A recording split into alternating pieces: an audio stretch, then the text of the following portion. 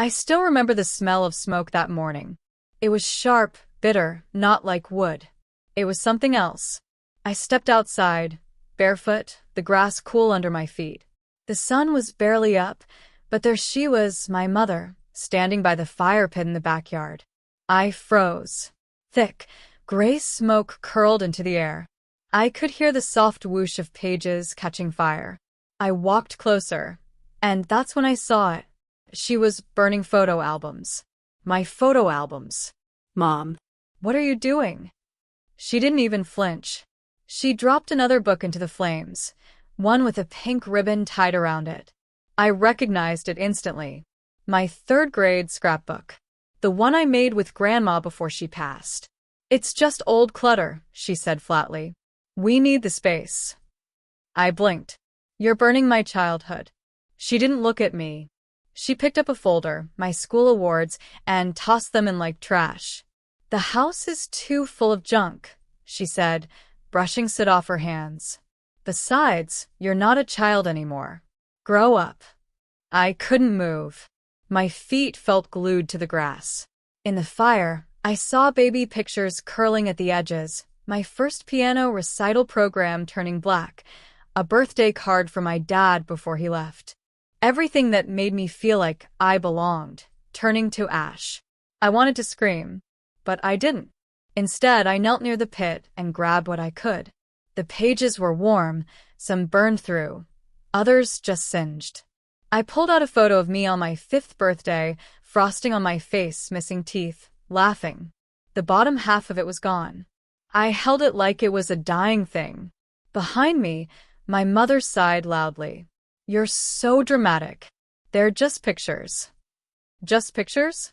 She didn't understand. She never did. Those photos were the only proof I'd mattered in this house. That I was here. That I lived. That I was loved. Except maybe I wasn't. And maybe that's what hurt the most. Because this wasn't just about space.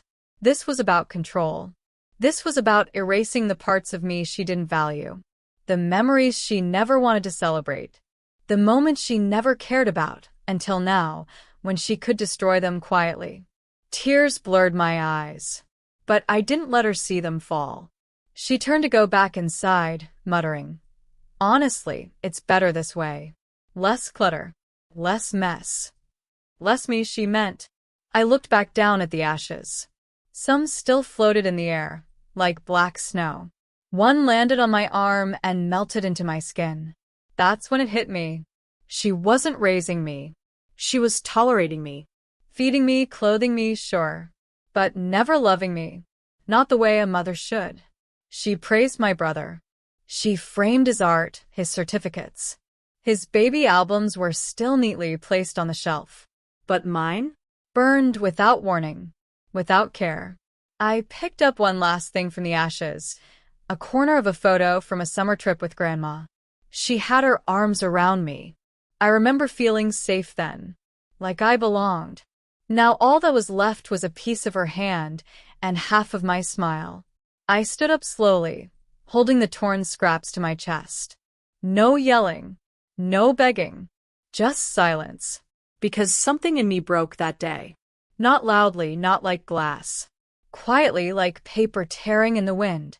And from that silence came something I didn't expect. Clarity. If she could burn my memories, I could burn the illusion that she ever cherished them. That morning, in the smoky air of our backyard, I stopped being her daughter.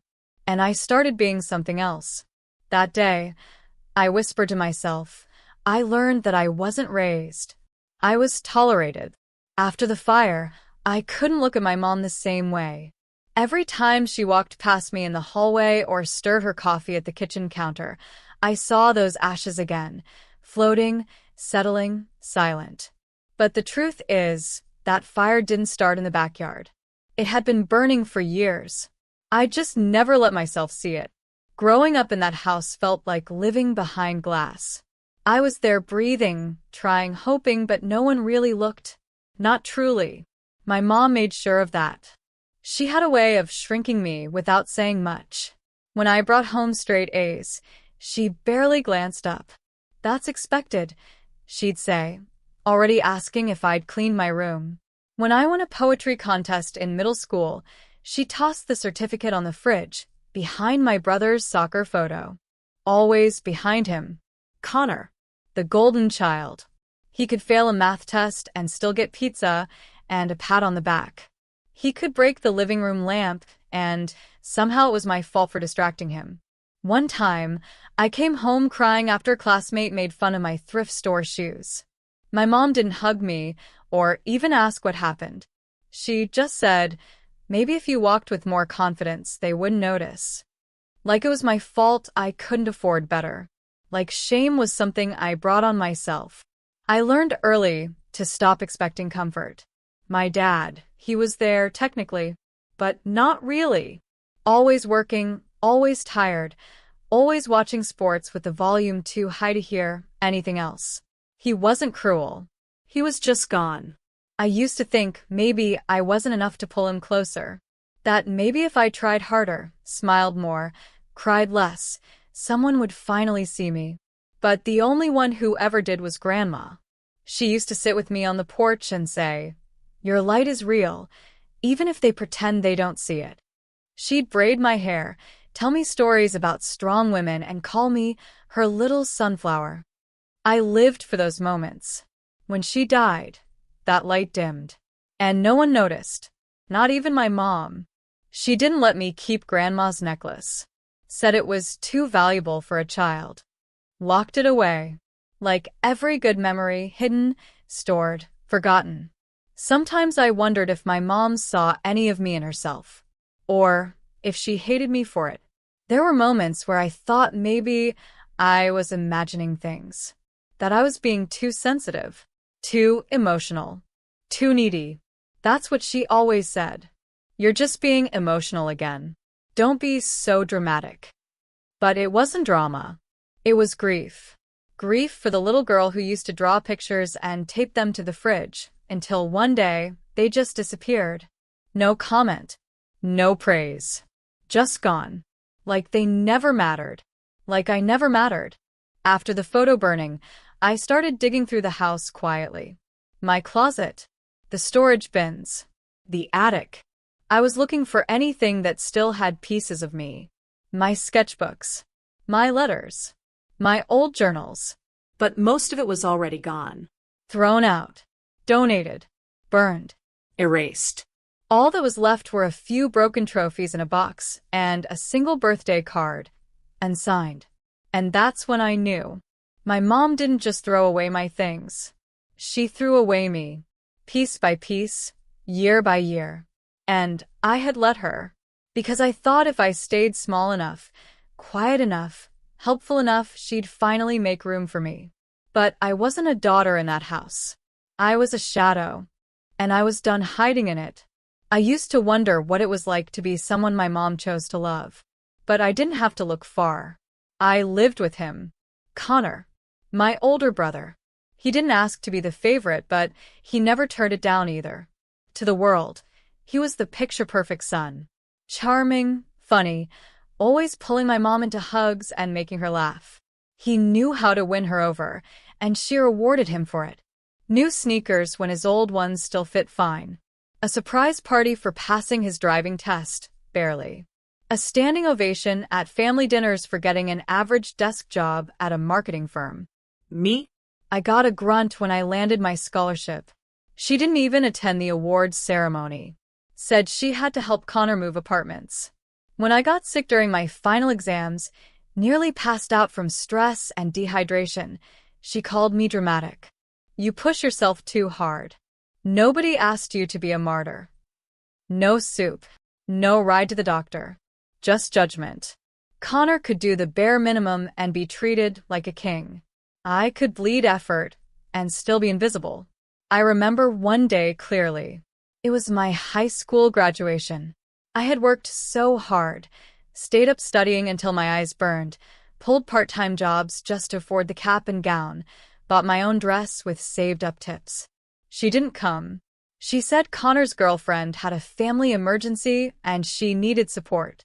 I sat in the crowd of proud families alone, watching other moms cry and cheer and hold their kids like they were precious. I took a photo with my diploma by myself.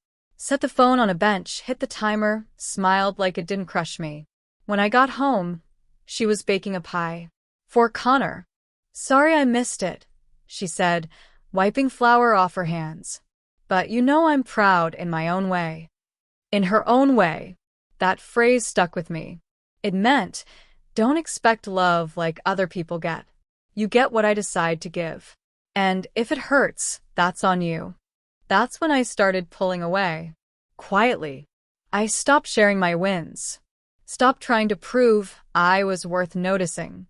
Stopped asking her to care. I wasn't her daughter anymore. I was a roommate. A live-in ghost.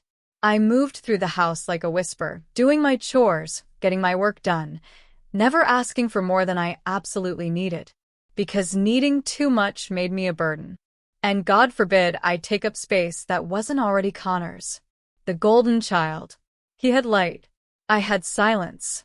But here's the thing about ghosts. They see everything. They hear the secrets. And they remember the things people think they've buried. And I was tired of being buried. I was starting to realize, maybe I wasn't meant to live in the shadows. Maybe I was supposed to set myself free from them. I always thought the worst thing my mom could do was burn my memories. I was wrong. Because what came next wasn't just painful, it was betrayal on paper. It started when I tried to move out. I had saved enough for a deposit on a small apartment. Nothing fancy, just a quiet space where I could finally breathe. I filled out the forms, sent in my application, and waited for the approval. But instead of a welcome call, I got a rejection. Bad credit. I stared at the email like it had been sent to the wrong person. I had no credit cards. No loans. I had been careful, borderline paranoid, about staying debt-free. So how? I requested my credit report. And when I opened it, my hands went numb. There they were.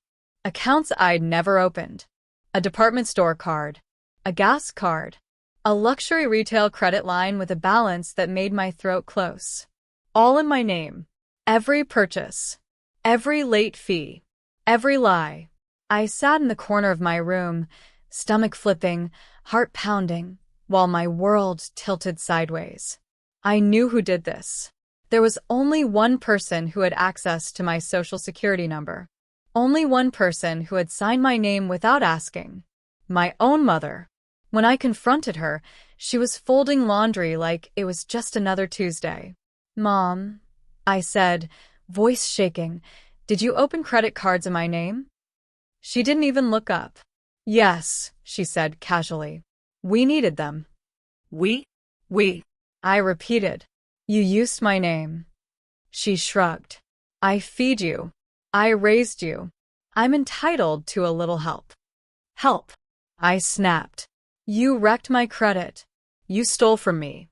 She finally looked up. Don't be so dramatic. I didn't steal. It's family. No apology. No shame. Just cold logic dressed up as motherhood. She walked past me with a basket of towels. If you're going to live here, you need to contribute. I stared at her, stunned. I've been contributing. Quietly. All my life. And then, like a sick joke, she said, you should be grateful. I gave you a chance to build credit. That night, I stayed up going through every drawer in the house. I found the bills, stuffed in old purses, kitchen cabinets, even behind photo frames. Luxury handbags. Designer shoes. Online orders with gift wrap. All under my name. And the worst part? She had used my name on Connor's birthday gift too. A $400 watch. She had stolen my identity to spoil the son who already had everything. It wasn't just about money. It was about control. She didn't want me to leave. She wanted to keep me tied down in debt, trapped, just close enough to reach, but far enough to dismiss. It was never about love. It was about ownership. And in that moment I realized I didn't owe her anything. Not loyalty. Not silence. Not protection. So I made copies of everything. Credit statements. Account numbers. screenshots of charges, even her signature next to mine. I wasn't going to yell. I was going to document. I was going to take back my name, piece by piece. She thought I was still her quiet little shadow. But I was building something stronger than rage. I was building a storm. Connor's birthday was coming up. And like every year, the house turned into a celebration zone. Streamers, new dishes on the table, a fresh haircut for mom, and a $300 cake with edible gold flakes. It was the same routine, the same spotlight, the same reminder that he was the chosen one and I was just background. But this year, I wasn't angry. I was quiet. Calm. Because I had a plan. I watched as my mother decorated the living room. She laughed while placing balloons and double-checking the gift pile for Connor. One of the boxes was wrapped in navy paper with a silver bow. I knew what was inside. The leather jacket Connor had been eyeing online. Paid for with my name. I didn't say a word. Just smiled and helped her tape the last sign. Happy birthday, my superstar. The guests started to arrive. Mostly family, a few of Connor's friends, some old neighbors. Everyone dressed up, sipping punch, and taking photos under the banner like it was some royal event. And me? I sat in the corner, watching the show unfold like a movie I'd seen before. My mother gave a speech. Of course she did. She stood in front of everyone, glass in hand, voice proud and polished. Connor has always been a shining light, she said, smiling. He's hardworking, loyal, and he makes this family proud every single day. I stared at her face, so full of joy, so convinced of her own version of the truth. Then her eyes met mine just for a second and I saw it. That flicker of control. She still thought I was her secret, her silence. But not anymore. After dinner, when everyone was opening gifts, I walked over to the table with a small envelope. Cream-colored. No ribbon. Plain. I slipped it into the pile, right next to the leather jacket box. Nobody noticed. But I wasn't trying to make a scene. Not yet. Inside the envelope was a copy of the credit card statement, the one used to buy Connor's jacket, with my name in bold at the top. I didn't sign it. I didn't have to. The numbers spoke for themselves. I walked away from the table, heart steady. No shaking. No fear. Just certainty. It wasn't about revenge anymore. It was about truth. Letting the cracks form naturally. Letting the truth crawl out from behind the curtain she'd pulled for years. That night, as people hugged goodbye and Connor showed off his new watch, I sat on the porch and watched the stars. For once, I didn't feel small under them. I felt steady. Because I knew what was coming. And I was ready. It happened on a Tuesday. Quiet morning. Soft sunlight slipping through the kitchen blinds. My mom stood at the counter, sipping her usual coffee, 2 sugars, no cream. She was scrolling through her phone, probably reviewing her latest purchases. She didn't notice me at first. I stepped into the room holding a small black box. A paper shredder. Not a dramatic one. Just something compact. Quiet. Efficient. Just like me. I placed it on the kitchen table. Plugged it in. Set down a second box beside it, filled with envelopes. My mom glanced up, confused. What are you doing? I didn't answer. Not yet. I opened the first envelope. Pulled out one of the credit cards she opened under my name. The gold one with the luxury logo. She blinked. Is that? I slid it into the shredder. ZRRT. It disappeared in seconds. Excuse me? What do you think you're doing? Her voice was sharp now. Alarmed. I met her eyes. Cleaning up some clutter. She stepped forward. That's not yours. I reached into the box again. Pulled out another card. One she used to buy Connor's watch. Still warm from his wrist. ZRRT. Gone. I worked hard for those, she hissed. You ungrateful little. I cut her off. Calm. Cold. Clear. You burned my baby photos because you said they were just clutter. You erased my memories, my journals, my childhood. And then you used my name to buy things you never gave me. Things I never asked for. Things that ruined my credit. I pulled out another card, this one under Connor's name. I had found it in the drawer beneath her scarves. She gasped. No, not that one. That's Connor's. ZRRT. Gone. The room went still. You stole from both of us, I said, voice steady. You've been hiding behind family loyalty while draining us dry. But that ends today. She reached for the box. I pulled it away. You don't get to erase people and still expect their silence. She tried to snatch the shredder cord, but I held up my phone. I've backed up everything. Every statement. Every signature. This isn't just destruction. It's documentation. Connor walked in just then, still half asleep, still rubbing his eyes. He looked at the table, confused. What's going on? I didn't speak. I handed him one of the printed credit statements, the one with his name, her handwriting. He read it slowly, and his face shifted. Shock. Confusion. Betrayal. Mom, what is this? She stammered. It was just temporary, just to help you both. I was going to pay it off. No, you weren't, I said quietly. You were never planning to fix it. You were just hoping we'd stay blind long enough for you to stay in control. Connor stared at her. You said I got approved for that account. You lied to me. She tried to defend herself. Spun stories. Shifted blame. Called me vindictive. Called me cold. I didn't fight back. I just picked up the last card, the original one she used first, the one with the highest balance, and slid it into the shredder. ZRRT. And then I reached for one more thing. A small box. Inside it, the charred remains of the photo she burned.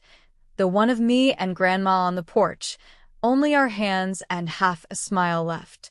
I dropped it on the table in front of her. This is what you gave me, I said. Memories in ashes. Credit in ruins. A heart that spent years trying to earn what should have been free. She didn't speak. For once, she couldn't. I walked past her, slow, calm, and out the front door. No yelling. No chaos. Just the sound of shredded plastic and silence, too loud to ignore. Because sometimes the loudest revenge is peace. It's strange, really.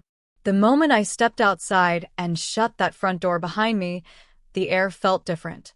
Lighter. Like the house had been pressing against my lungs all these years, and I'd finally exhaled.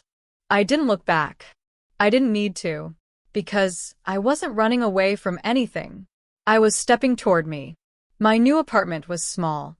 Just a studio with creaky floors, chipped paint, and a view of the parking lot.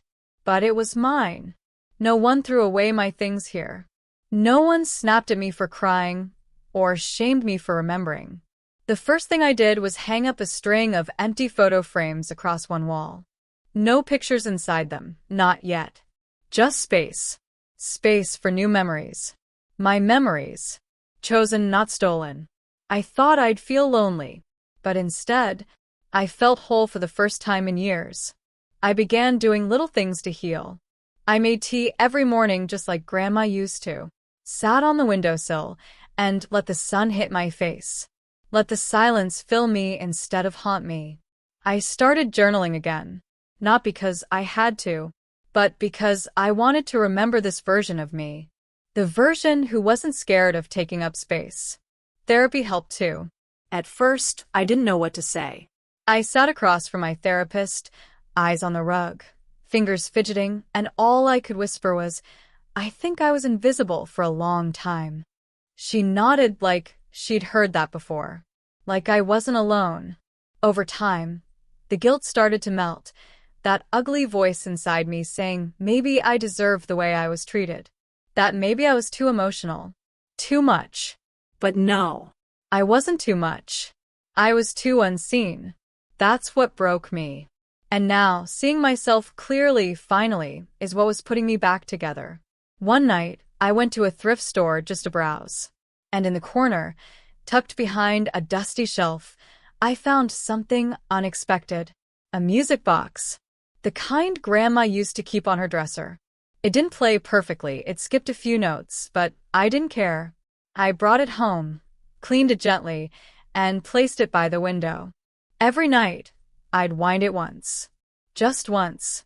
Let the sound drift through the room, imperfect and soft.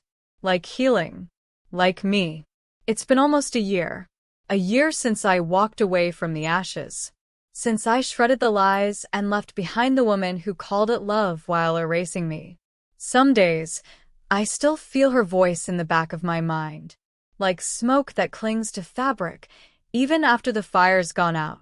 But then I look around this little apartment, the one I made mine, and I breathe easy again. I built this life slowly. Deliberately.